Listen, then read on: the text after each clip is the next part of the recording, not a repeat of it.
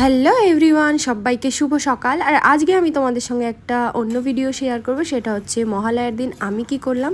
তো তোমরা এখানে দেখতেই পাচ্ছ বিভিন্ন রকমের বাজার নিয়ে বসেছি, আর আমি এখানে চিকেনটাও বসিয়ে দিয়েছি। তো আজকে কেন হঠাৎ এত রান্নাবান্না করছি সেটা সবটাই তোমাদেরকে বলবো।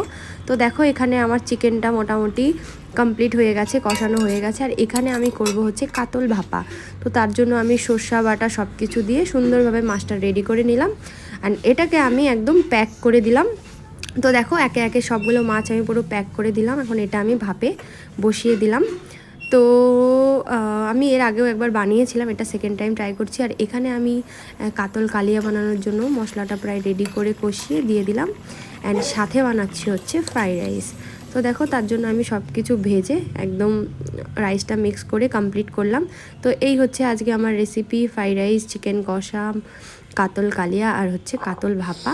তো কেমন হয়েছে রান্নাগুলো অবশ্যই কিন্তু তোমরা কমেন্টস করে বলবে।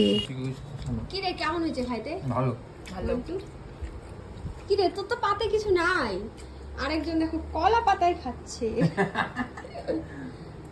বল কেমন হয়েছে খাই? সাদা নেই। তুমি বলো কেমন হয়েছে? হ্যাঁ নেই। এটা নে, দাঁড়াও না, এটা দেখি কেমন।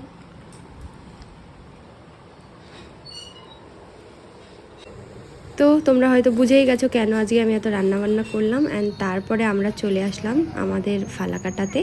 তো এখানে দেখো অলরেডি পুজোর প্যান্ডেল শুরু হয়ে গেছে, অ্যান্ড আমরা সবাই এখানে এসেছিলাম আইসক্রিম খেতে। তো এই হলো আজকে মহালয়ের দিন, এইভাবেই আমরা সেলিব্রেট করলাম। তো এখানে আমরা সবাই মিলে আইসক্রিম খাচ্ছিলাম। এখন হৃদয় ওরা চলে যাবে। তো টাটা, এই ছিল আজকের ভিডিও। তো তোমাদের কেমন লাগলো